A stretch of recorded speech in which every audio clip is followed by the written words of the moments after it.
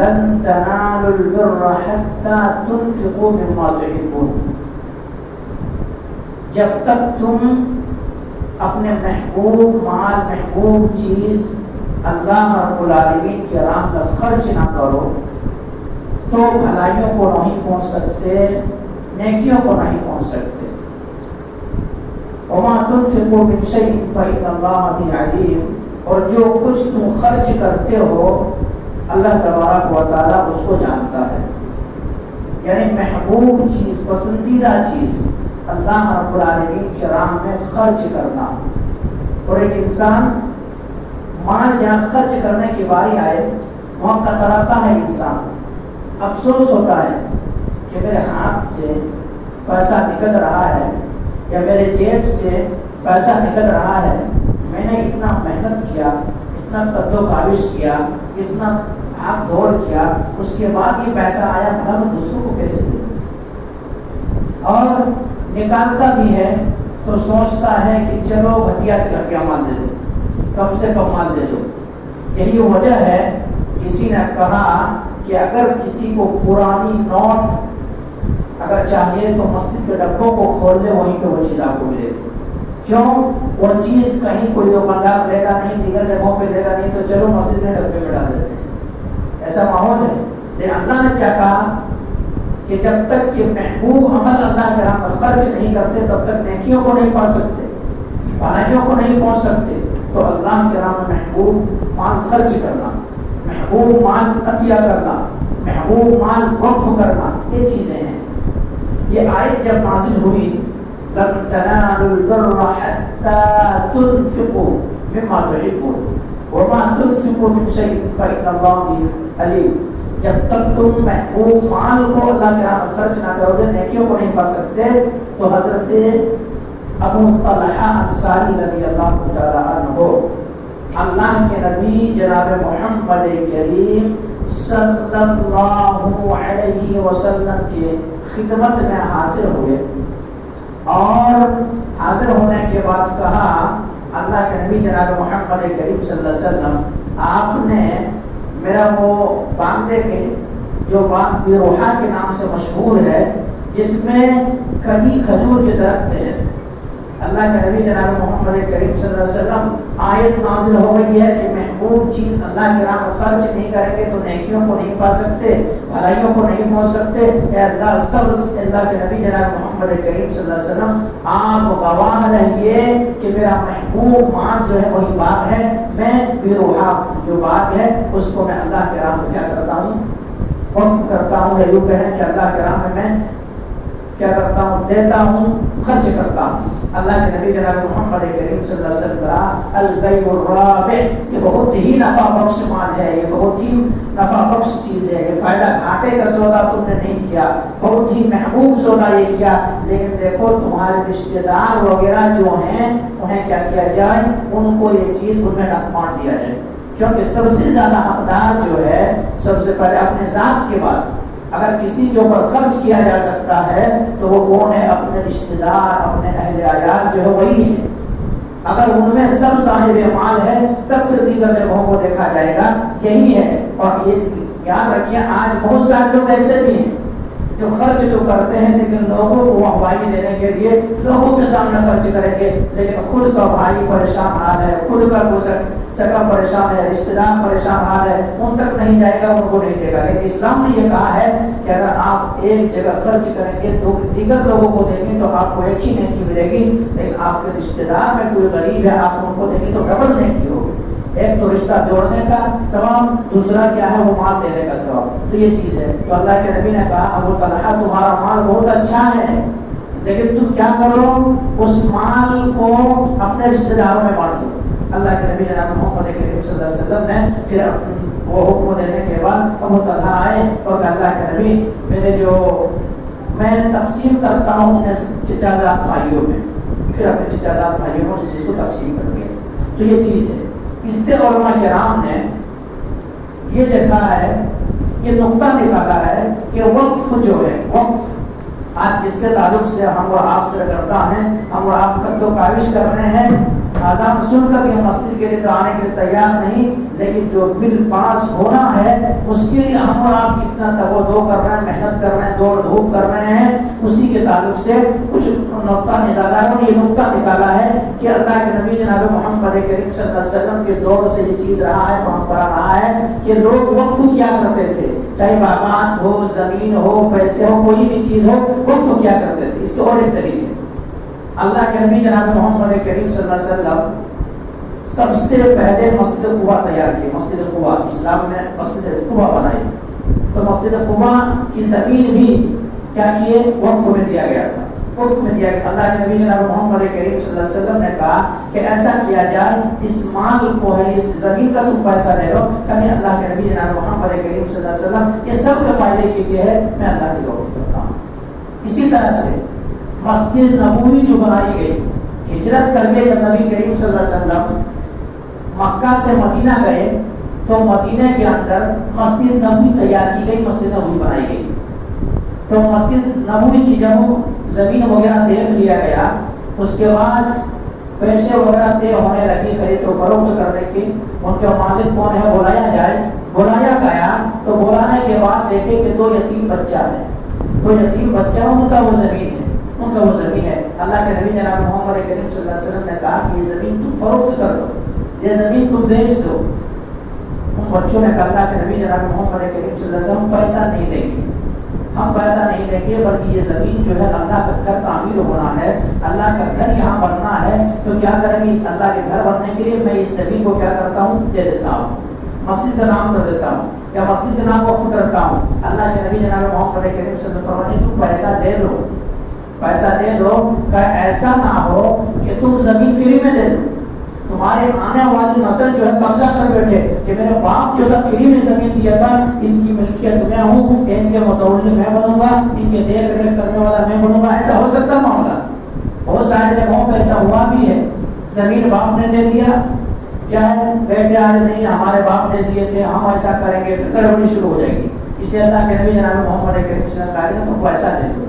آخرکار بہت سارے بات چیت ہوئی اور سمجھانے کی کوشش کی، اللہ کے نبی صلی اللہ علیہ وسلم کو شدائی اور صحابہ کرام کی زبان سے وہ بات نکل گئی تھی کہ اللہ کے نبی نہیں، ہم نواحی کرنا چاہتے ہیں، وقف نہیں کرنا چاہتے ہیں۔ اللہ کے نبی نے پھر کہا کہ کوئی مسئلہ نہیں، پھر دے دیجیے، لیکن کلیئر کر دیے۔ آج بھی اگر آپ کو کوئی جگہ دیتا ہے، کوئی زمین دیتا ہے، خاص کر کے مسجد کا، تو ان سے ایک بار کہہ دیا کہ بھائی نہیں، تم فری میں اگر دینا چاہو، وہ الگ بات ہے، پیسہ لیے تو بہتر تمہارے لیے، بعد میں کہیں نقصان نہ ہو، بعد میں نقصان، کیونکہ اسلام دور دیکھتا ہے، اسلام جو ہے آنے والے مستقبل کو دیکھتا ہے کہ آگے چل کے کیا نقصان ہو سکتا ہے، تو ایسا ہے۔ تو بہرحال اس زمین کو بھی وقف کیا گیا، اس زمین کو بھی وقف کیا گیا۔ اسی طرح سے حضرت عثمان غنی رضی اللہ عنہ ہجرت کر کے جب مدینہ گئے تو وہاں پانی پینے کا کوئی چیز نہیں تھا، پانی پینے کا چیز، کنواں وغیرہ ایک ہی کنواں تھا، جس سے یہودیوں کے قبضے میں جو کنواں تھا، وہ کنواں سے یہودی کیا کرتا تھا، پانی کو سیل کرتا تھا، بیچتا تھا۔ اب وہاں گئے، پہلے سے مسلمان ستائے ہوئے ہیں، مال و متاع کی کمی ہے، گھر بار دربار سب کچھ چھوڑ کر آیا ہے، کچھ ہے ہی نہیں، سب صرف ایمان بچا کر کے مدینہ پہنچے، وہاں خرید کے پانی کہاں پی سکتے؟ اللہ کے نبی جناب محمد کریم صلی اللہ علیہ وسلم نے اعلان کیا، آپ نے کہا کہ بیروحا جو ہے، بیر معونہ جو کنواں ہے، وہ یہودیوں کے قبضے میں، وہ یہودی چاہتا ہے کہ بیچ دوں، تو کوئی اللہ کے بندے ہے اس زمین کو، اس کنویں کو خرید کر کے مسلمانوں میں وقف کر دے، مسلمانوں کو دے دے اور خود مجھ سے وہ پانی پی لے۔ حضرت عثمان غنی رضی اللہ عنہ کے نبی جناب محمد کریم صلی اللہ علیہ وسلم، میں آدھا کنواں خرید لیتا ہوں۔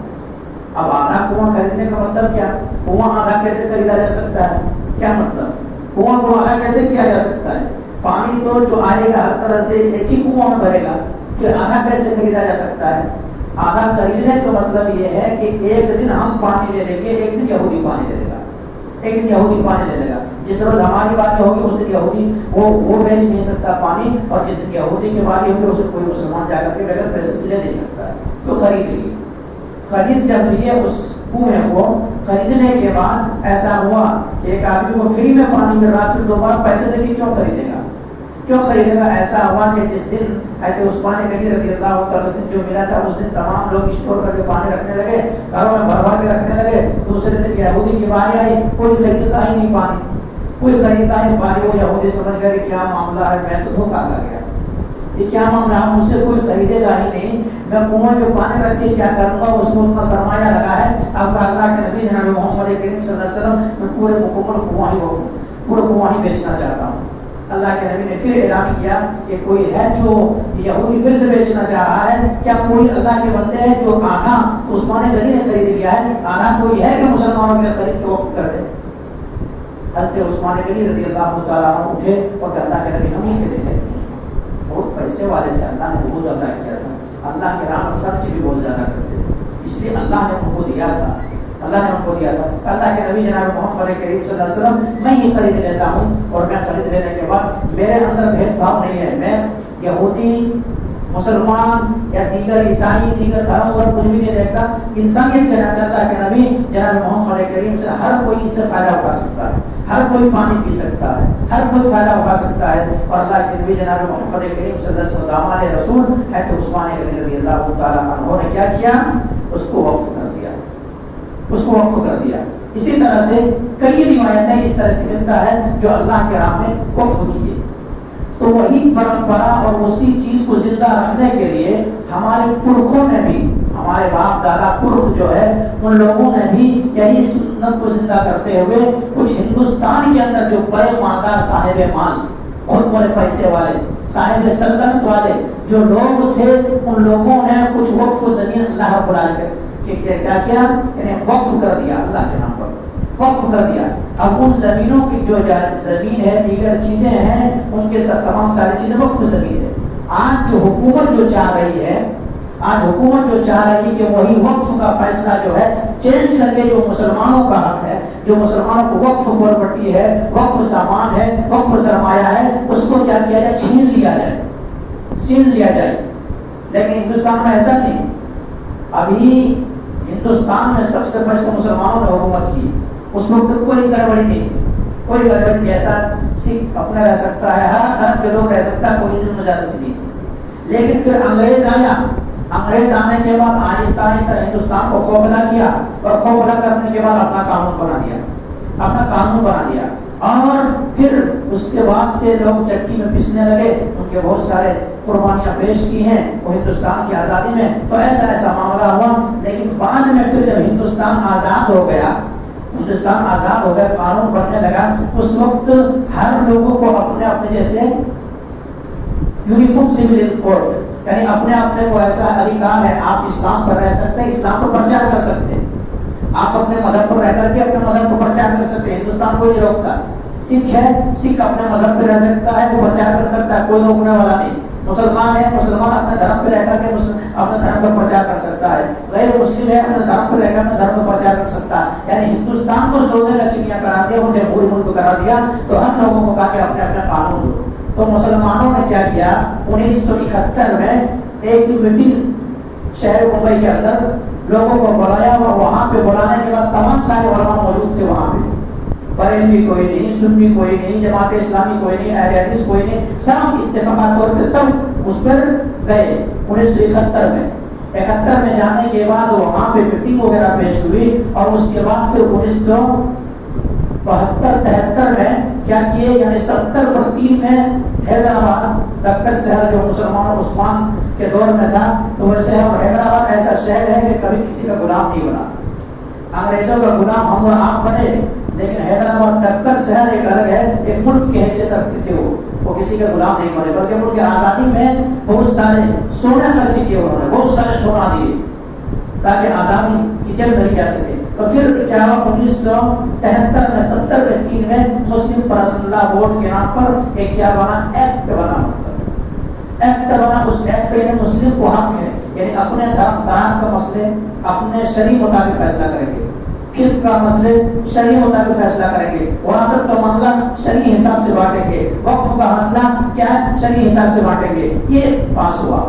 پاس ہونے کے بعد پھر جب یہ حکومت بدلی اور ہوتے ہوتے مسلمانوں کے خلاف اور کئی لوگوں کے قاتل جب حکومت سنبھالنے لگے، تو اس وقت پھر کیا ہوا، اس پر پھر نظر دوڑائی اور ایک کر کے مسلمانوں کو حکم چھیننے کی کوشش کی جاتی ہے. سب سے پہلا مسلمانوں کا حق جو چھین لیا وہ کیا چھینا، طلاق کے تعلق سے، طلاق کے تعلق سے اس کو لایا. اس سے بہت سارے مسلمانوں نے ہنگامہ کیا، بہت سارے بھیڑ لگائے، اجتماعات کیے، احتجاج کیے، دوڑے دھوپ سب کچھ کیے، لیکن کچھ ہونے والا وہ نہیں، وہ بل پاس ہو گیا، وہ بل پاس ہو گیا۔ پھر اس کے بعد اب جا کر پردے کا معاملہ آیا، حجاب، کرناٹک وغیرہ میں حجاب کا پردہ ہٹا دیا گیا، پردہ اب کوئی نہیں کر سکتا، سب کو پورے عام کرنا پڑے گا۔ تو مسلمانوں کے اوپر نظر ہے حکومت کا، اور ایک ایک کر کے ان کے حقوق چھیننے جانے کی کوشش کر رہے ہیں، اور وہی حقوق چھیننے کی کوشش وقف بورڈ کی جانب سے ترمیم کر دیا جائے۔ وقف بورڈ کی جو مسلم پرسنل لا نے جو ایکٹ دیا، جو فیصلہ دیا ہے، اس کو ہٹا کر کے کوئی اور لایا جائے، بل کو پاس کیا جائے، پھر اسی طرح سے مسلمانوں کے ایک ایک پراپرٹی کو ہم حاصل کر لیں گے اور ہم اپنا فائدہ اٹھائیں گے۔ تو یہ ہے اصل مسلم پرسنل لا، اور یہ ہے مسلم کے وقف بورڈ۔ بہت سارے لوگ کہیں گے کہ ہم اپنا بینر تلے کریں گے تو ہم یہ کام کر رہے ہیں، ایسا نہیں، یہ سب مل کے کیے، سب مل کے کیے یہ کام، ہندوستان کے لیے، مسلمانوں کے کیا ہے بقا کے لیے، ان کے تحفظ کے لیے، ان کی حفاظت کے لیے، جان و مال، عزت و آبرو کی حفاظت کے لیے، یہ سب مل کے یہ کام کیے، سب مل کے یہ کام کیے۔ تو یہ چیز ہے میرے بھائی، آج جو ہمارے پرکھوں نے جو وقف کر دیا تھا وہی آج باقی ہے۔ آج کے مسلمان کہاں وقف کریں گے؟ آج کے مسلمان کہاں وقف کریں گے؟ آج مسلمانوں کا پیسہ کہاں خرچ ہوتا ہے؟ بتاؤں میں آپ کو، بتاؤں ذرا سنیں غور سے، مسلمانوں کا پیسہ آج وہاں خرچ ہوگا جو غیر ضروری رسم و رواج ہے اس کے اندر۔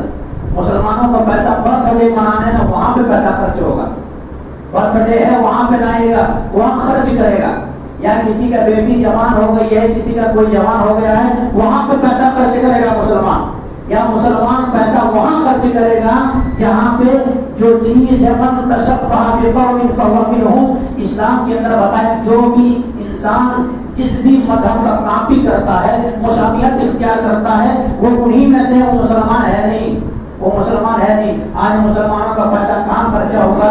دیپاولی کے موقع پہ پراٹھے پھوڑنے میں وہاں پیسہ خرچ ہوگا مسلمانوں کا۔ اب وقف کرے گا کہاں؟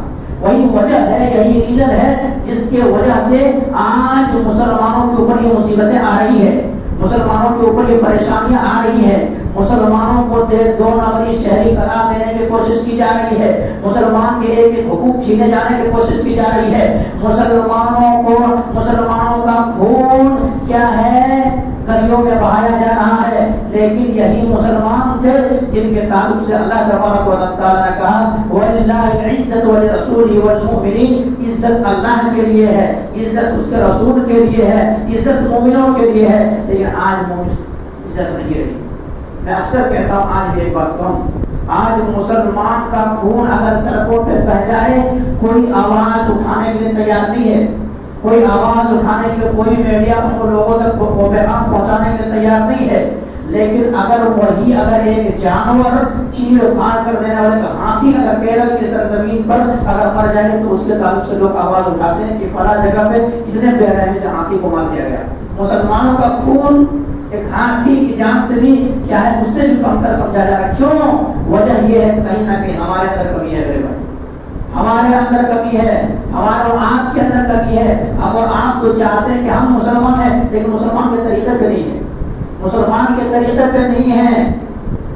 دیکھیے ہم اور آپ غور و فکر کریں کہ دیکھیے اللہ کے نبی جناب محمد کریم صلی اللہ علیہ وسلم چہرے سے لے کر کے آپ صلی اللہ علیہ وسلم کا طریقہ کیا تھا، کس طرح کے حالات میں نبی کریم کیسے چلتے تھے۔ ہم مسلمان کے روش اور مسلمان کے طریقے سے محبت نہیں کر رہے، ہمارے اوپر ایمان نہیں ہے، ایمان ہمارے اندر نہیں، اس لیے ہم کھوکھلا پن ہے، ہمیں اور آپ کو کیا لوگ مار رہے ہیں اور ہمیں اور آپ کو 2 نمبر کا شہری قرار دینے کی کوشش کی جا رہی ہے۔ کسی نے بڑی پیاری مثال دی، بڑی پیاری مثال، کیا مثال دی کہ آپ فٹ بال کا جو گراؤنڈ ہوتا ہے جہاں پہ کھیلتا ہے لوگ، تو دیکھیں کہ ایک فٹ بال ہوتا ہے، لوگ ان کو دانت سے مارتا ہے، لوگ ان کو دانت سے مارتا ہے۔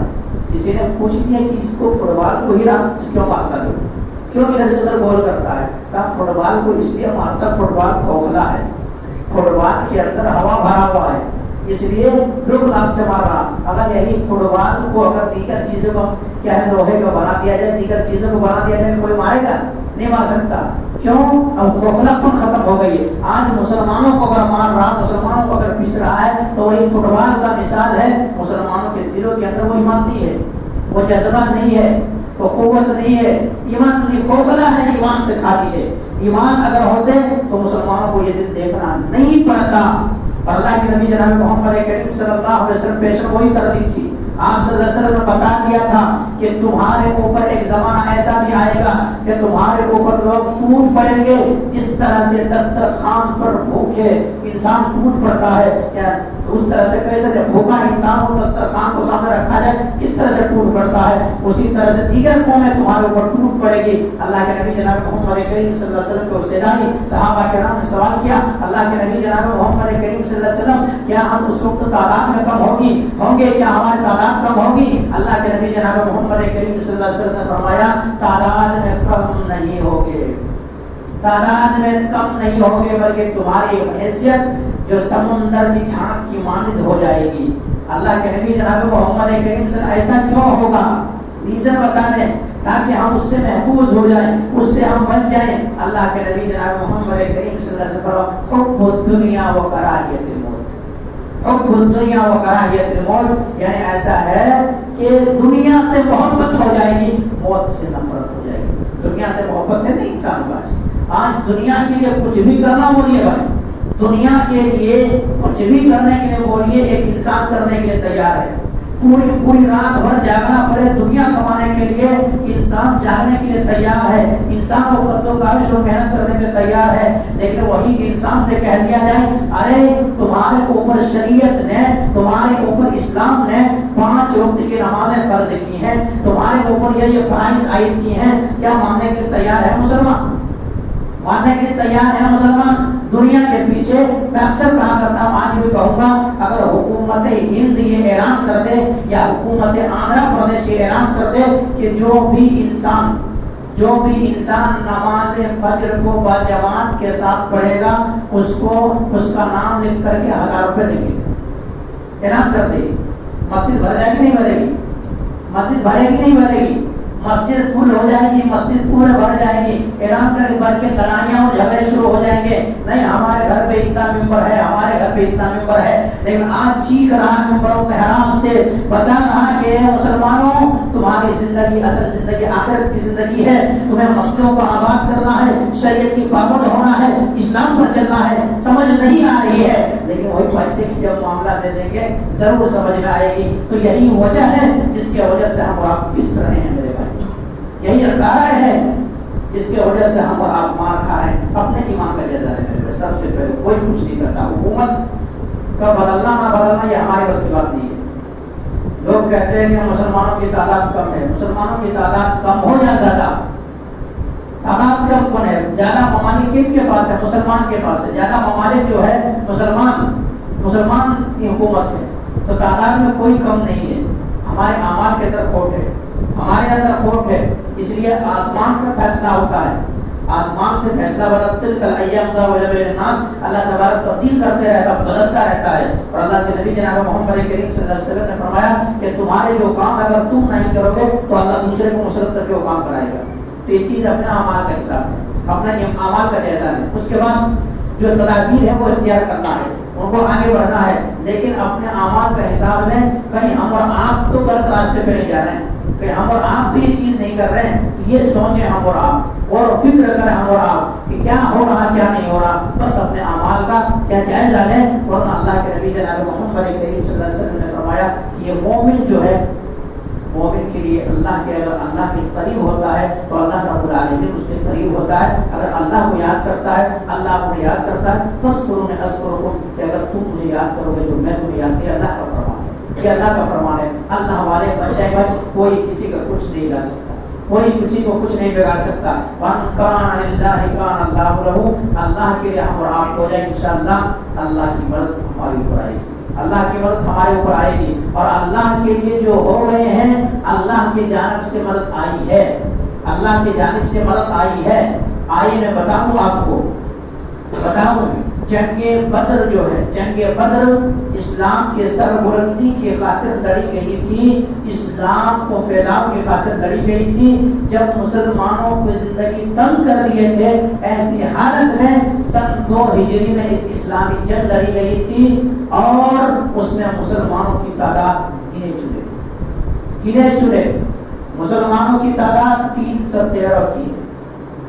مسلمانوں کے پاس تلوار ہے تو ڈھال نہیں ہے. ایک ایک اونٹ میں دو دو لوگ سوار ہو کے جا رہے ہیں، کبھی یہ سوار ہو رہے ہیں کبھی وہ سوار ہو رہے ہیں، وہاں تک پہنچے میدان بدر تک۔ ساز و سامان میں تلوار ہے تو ڈھال نہیں ہے، لڑنے کا کوئی سامان نہیں ہے۔ اللہ کے نبی جناب محمد کریم صلی اللہ علیہ وسلم کو سنت اپنائی، اللہ کے نبی جناب محمد کریم صلی اللہ علیہ وسلم طریقہ اپنائیے۔ اللہ کے نبی جناب محمد کریم صلی اللہ علیہ وسلم تمام صحابہ کرام کو کہتے ہیں کہ تم آرام کرو، تمہیں جنگ لڑنی ہے، تمہیں کیا ہے طاقتور اور ایکٹیو رہنا ضروری ہے۔ اور اللہ کے نبی جناب محمد کریم صلی اللہ علیہ وسلم اس خیمے میں سے اٹھے اور ایک درخت کے نیچے چلے گئے، درخت کے سائے تلے نبی کریم صلی اللہ علیہ وسلم قیام کرنے لگے، نماز پڑھنے لگے اور اللہ رب العالمین سے دعائیں کرنے لگے۔ اللہ تبارک و تعالیٰ یہ میری محنت 15 سال کی محنت ہے، 13 سال مکے کی محنت ہے، یہاں 2 سال کی، 15 سال کی محنت ہے۔ اتنا قد و کاوش کرنے کے بعد، اتنا محنت کرنے کے بعد یہ 313 کی تعداد ایمان لائی ہے۔ اگر اللہ یہ 313 کی تعداد مٹ گئی تو پھر تمہارے نام لینے والا کوئی نہیں، اسلام کی پرچم کو لہرانے والا کوئی نہیں ہوگا، اسلام کے پھیلانے کے لیے کوئی نہیں ہوگا۔ اللہ آج ان 313 کی تعداد کو لاز رکھ لے، اے اللہ تو اپنے جانب سے اب مدد بھیج دے۔ اللہ کے نبی جناب محمد کریم صلی اللہ علیہ وسلم کو تسلی دی گئی کہ ایسا ہے جنگ کے اندر تو کم ہے لیکن ایمانی جذبے کو اللہ تبارک و تعالیٰ نے دیکھا۔ وہ صحابہ کرام تھے تن من دھن سب کچھ قربان کر دیا کرتے تھے اللہ کے لیے، جنت کے خاطر۔ تو صحابہ کرام کی ایمان کو دیکھا، اللہ تبارک و تعالیٰ نے کہا کہ آپ کو گھبرانے کی ضرورت نہیں ہے، اور وہی جنگ ہے جس کے دعا اللہ کے نبی جناب محمد کریم صلی اللہ علیہ وسلم دعا کر رہے ہیں تو اللہ کے نبی دستے مبارک کو پھیلا دیے ہیں، آسمان کی طرح اور لمبے ہاتھ کو دراز کر دیے ہیں۔ حضرت ابوبکر صدیق رضی اللہ عنہ آ جاتے ہیں اور کہتے ہیں اللہ کے نبی اب بس کریں، اللہ کی مدد ضرور آئے گی۔ اللہ تبارک و تعالیٰ نے آیت نازل کی کہ ہم مدد کریں گے آپ کی، 5000 کی تعداد فرشتوں کو بھیجیں گے، 5000 سے اگر کام نہیں تو 10,000 کو بھیجیں گے۔ اللہ رب العالمین اگر خود کہہ دے تو وہ ختم اور برباد ہو جائے، لیکن اللہ تبارک و تعالیٰ کیا ہے کہ کوئی انسان تعداد کے غلط ہوتے پہ نہ کیا ہے آگے نہ بڑھے، یہ اس غلط فہمی میں مبتلا نہ رہے کہ ہماری تعداد زیادہ ہے اس کی وجہ سے ہوگی۔ ایمانی جذبہ ہے، اگر ایمانی طاقت آپ کے پاس ہے تو انشاءاللہ آپ فتح حاصل کریں گے، آپ کی جیت ہوگی۔ اور آپ کے پاس جذبہ ایمان نہیں ہے تو کچھ بھی کرنے کوئی فائدہ نہیں، کچھ بھی کرنے تو ایمانی جذبہ ہونا۔ اللہ تبارک کو دوسری جنگ کا ذکر ہوا 3 ہجری میں، جو جنگ احد لڑی گئی، وہاں پہ ذرا سا مسٹیک ہو گیا، ذرا سا مسٹیک، تھوڑا چوک ہو گیا۔ کیا چوک؟ اللہ کے نبی جناب محمد 700 اس کا تعداد، مسلمانوں کی تعداد جو بتائی گئی 700، وہاں بھی بہت زیادہ ہے 700 کی تعداد۔ پھر اسلام کے سر اڑنے کی خاطر لڑنے کے لیے، لیکن اس وقت ذرا مسلمان تعداد پر اکٹھے ہیں اور ہتھیار بھی ان کے پاس موجود ہیں۔ مسلمان اللہ کے نبی جناب محمد کریم صلی اللہ علیہ وسلم نے 50 تیر اندازوں کو بہت پہاڑی پہ کھڑا کر دیا اور کہا کسی بھی حالت میں اس کو نہیں چھوڑنا ہے، جو باہر سے مسلمانوں کو حملہ کرنے والے کے لیے آئیں گے اس سے بچانا ہے اور دونوں میں کھڑا رہنا ہے۔ اب مسلمانوں نے جنگ جیت گئے، ہمارے غنیمت جو آتا ہے اس کو تقسیم کیا کرے، اٹھانے لگے، تقسیم کرنے لگے، ادھر سے ادھر جمع کرنے لگے۔ وہاں سے صحابہ کرام کے درمیان اختلاف ہو گئے اور اختلاف ہونے کی وجہ سے وہاں سے 40 تیر انداز نیچے اتر گئے، 40 تیر انداز نیچے اتر گئے۔ نیچے اترنے کی وجہ سے پھر کیا ہوا کہ وہ جیتا ہوا جو جنگ تھا وہ پھر ہارنے کے قریب آ گئی، اور پھر خالد بن ولید رضی اللہ عنہ کے فوج نے لشکر نے پھر حملہ کیا اور نبی کریم صلی اللہ علیہ وسلم نے مبارک کو شہید کر لیا گیا۔ کئی صحابہ کرام شہید ہو گئے، 70 صحابہ کرام شہید ہو گئے، 70 صحابہ کرام شہید ہو گئے۔ یہ حالت ہو گئی مسلمانوں کی، اور مسلمانوں میں یہ افواہیں پھیل گئی، صحابہ کرام میں یہ افواہیں لوگوں نے پھیلا دی کہ اللہ کے نبی جناب محمد کریم صلی اللہ علیہ وسلم ہی کو شہید کر دیا گیا۔ حضرت عمر بن خطاب رضی اللہ تعالیٰ عنہ ابھی بڑی بہادری کے ساتھ کر رہے تھے، زمین پہ پھینک دے تلوار اور کہے محمد رسول اللہ صلی اللہ علیہ وسلم، اب اللہ کے نبی ہی زندہ نہیں رہے تو کیا کریں گے، اب ہم بچ کے کیا کریں گے؟ جن کو دیکھ کر کے آنکھوں کے ٹھنڈک، دل کو سکون اور محبت بھری چہرے کو دیکھ کر کے تمام غم ہلکا ہو جایا کرتے تھے۔ آج ہم کیا کریں گے؟ اللہ کے نبی جناب محمد کریم صلی اللہ علیہ وسلم بھی زندہ نہیں رہے، لیکن بعد میں پھر پتا چلا کہ اللہ کے نبی جناب محمد کریم صلی اللہ علیہ وسلم باحیات ہے، نبی کریم صلی اللہ علیہ وسلم کو ذرا چوٹ لگے ہوئے ہیں۔ اللہ کے نبی جناب محمد پھر تلوار اٹھائے اور پھر مسلمان لڑے، اور مسلمان لڑنے کی وجہ سے پھر سے مسلمان نے جیت۔ اسی پس منظر پہ ایک آیت قرآن کریم کے اندر ہے، وَلَا تَهِنُوا وَلَا تَحْزَنُوا وَأَنْتُمُ الْأَعْلَوْنَ إِن كُنتُم مُؤْمِنِينَ، کہ تمہیں گھبرانے کی ضرورت نہیں ہے، تمہیں ڈرنے کی ضرورت نہیں ہے، تمہیں خوف کھانے کی ضرورت نہیں ہے، تمہیں گھبرانے کی ضرورت نہیں ہے. وَلَا تَهِنُوا وَلَا تَحْزَنُوا وَأَنْتُمُ الْأَعْلَوْنَ إِن كُنتُم مُؤْمِنِينَ. تم سر بلند رہو گے، کامیابی تمہیں ملے گی، کامیابی تمہیں ملے گی، کامیابی قدم تمہاری چومے گی. تم ہارو گے نہیں بلکہ ثابت قدم رہو، سست مت کرو، خوف مت کھاؤ. وَأَنْتُمُ الْأَعْلَوْنَ إِن كُنتُم مُؤْمِنِينَ. سر بلند تم رہو گے اگر ایمان تمہارے اندر ہے. شرط ایمان ہے، شرط ایمان ہے. اپنے اندر ایمان پیدا کریں، اپنے اندر ایمان پیدا کریں. کیا ہے؟ روحانی، جو ہمارے آپ کے لیے ایمان کا ضروری ہو. ایمان ہمارا آپ شریعت کا پابند ہو جائے. آج غیر بھی کہہ رہی ہے، جو جمعہ میں تعداد مسلمانوں کی ہے، غیر کہہ رہی ہے بات غیر. اگر جو جمعہ میں تعداد مسلمانوں کی ہے، اگر وہی تعداد مسلمانوں کے عام دنوں نمازوں کی ہو جائے، کہ جو عید اور بقرعید کے موقع پہ مسلمانوں کی تعداد ہے، اگر وہی تعداد مسجد میں 5 وقتہ ہو جائے تو کوئی مسلمان کچھ بھی نہیں کر سکتا، کچھ بھی نہیں کر سکتا. مسلمان کیونکہ دبدبا ہے مسلمانوں میں، ڈر رکھا گیا ہے. اللہ کے نبی جناب محمد کریم صلی اللہ علیہ وسلم کوئی بات کہتے تو کیسر اس طرح تک کی بادشاہ جو تھے ان کی کرسیاں کام جاتی تھی، کرسیاں کام جاتی مسلمان کے نام سن کر. آج بھی مسلمان اگر تاریخ و کاپی میں دیکھ لے کیا پیجامے گیلے ہو جاتے، بھائی کیا معاملہ ہو جائے. مسلمان کیا ہے؟ مسلمان خود ان کے اعمال صحیح نہیں، میرے بھائی اعمال صحیح نہیں ہے. کچھ بھی کہہ رہے ہیں ہم اور آپ، کچھ بھی کہہ رہے ہیں، یہ کریں گے وہ دکھائیں گے یہ دکھائیں، کچھ بھی نہیں. ایمان سے سب سے پہلے ایمان کا جذبہ پیدا کریں. انشاءاللہ اللہ کے ذات کے اوپر قیومی ہے. وہی رب آج بھی عرش پر مستوی ہے جس نے پورے قوم ایک طرح ہے اور موسیٰ علیہ السلام اکیلے ایک طرف ہے. موسیٰ علیہ السلام اکیلے ایک طرف ہے. موسیٰ علیہ السلام کو کیسے بچایا تھا؟ کیسے بچایا تھا؟ پورے بچوں کو قتل کر رہا ہے وہی ظالم جابر فرعون، لیکن اللہ تبارک و تعالیٰ چاہا تو ان کے گھر کے اندر پالا ہے. فرعون کے گھر کے اندر پل رہا ہے. ماں کو دودھ، اپنے بچے کو دودھ پلانے کی وجہ سے پیسہ مل رہا ہے، پیسہ مل رہا ہے. ماں دودھ پلا رہی ہے، موسیٰ علیہ السلام کی ماں نوکری لگ گئی ہے فرعون کے گھر سے، پیسہ بھی مل رہا ہے، بچے بھی بن رہا ہے. آگے چل کے اسی کا بیڑا غرق کیا ہے. کیوں؟ اللہ رب العالمین کا وعدہ ہے کہ اگر اللہ رب العالمین کا کوئی ہو جاتا اللہ بھی یار مددگار نہیں چھوڑتا ہے. سمندر کے لہراتے ہوئے سمندر کے حوالے کر دیا گیا، لہراتے ہوئے سمندر کے حوالے کر دیا. ماں ڈر رہی ہے، بہن پیچھے پیچھے بھاگ رہی ہے کہ آخر کیا ہوں گے میرے بھائی کا کیا معاملہ ہوگا. پہنچا ہے تو دشمن کے گھر پہنچا ہے. بہن ڈر جاتی ہے، خوف کھا جاتی ہے کہ ماں دشمن ہی کے گھر پہنچ گیا ہے. دودھ پلانے کی کوشش کی جاتی ہے، موسیٰ علیہ السلام کسی کو دودھ نہیں پیتے. آخرکار بہن ہی موجود ہے. بہن کہتی ہے کہ میں ایک عورت کو جانتی ہوں، عورت کو جانتے ہو سکے کہ اپنے دودھ پلے. بلاتے کہ بلا کے لاؤ، بلا کے لایا گیا. موسیٰ علیہ السلام کو گود میں لیے اور گود میں جو ہی سینے سے لگائے دودھ پینا شروع کر دیا. لوگوں میں خوشی کی لہر ٹوٹ پڑی. موسیٰ علیہ السلام نے دہنا کے دودھ پینا شروع کر دیے. یہ کہاں قوم جانتے تھے یہ ہی ماں ہے. تو اللہ تبارک و تعالیٰ کی ہے. اور جب موسیٰ علیہ السلام کو ٹوٹ پڑے، جادوگر کے مقابلے آئے یا دیگر لوگوں کے مقابلے آئے ہے کہ موسیٰ علیہ السلام قوم بھاگ رہی ہے اور پیچھے پیچھے فرعون تعقب کر رہا ہے، پیچھے پیچھے بھاگ رہا ہے. وہاں پہ قوم ڈر گئی ہے موسیٰ علیہ السلام کی امت کہ اب کیا کریں گے، اب تو ہم مارے جائیں گے، اب تو ہم پیچھے جائیں گے، اب یہاں بیچ میں دریا ہے کیسے ہم نکلیں گے، کوئی اسباب نہیں ہے. اللہ کی تمہارے حفاظت اور تمہارا ضامن ہے، اللہ تمہاری حفاظت فرمائے گا. مارو وہی لاٹھی جس لاٹھی سے تم بکری کو کبھی پتا کھلانے کا کام میں آتا ہے، وہی لاٹھی جو جادوگروں کے مقابلے میں سانپ بن گیا ہے. آج وہی لاٹھی کا کمال دیکھو، ماں تو دریا میں تمہارے لیے کیا راستہ بنا دے گی. موسیٰ علیہ السلام نے مارا، ایمانی جذبہ تھا، مارا اس کے اندر لاٹھی اور پوری قوم نکل گئی. فرعون آگے پھنس گیا. آج بھی وہی مکر اللہ، لوگ اپنا چال چلنا چاہتا ہے لیکن اللہ اپنا چال چلاتا ہے. تو ڈرا نہیں، کم نہ کھائیں، ولا تہینوا ولا تحزنوا وانتم الاعلون ان کنتم مؤمنین. کہ میرے بھائیو ایمانی جذبہ پیدا کریں. دوسری چیز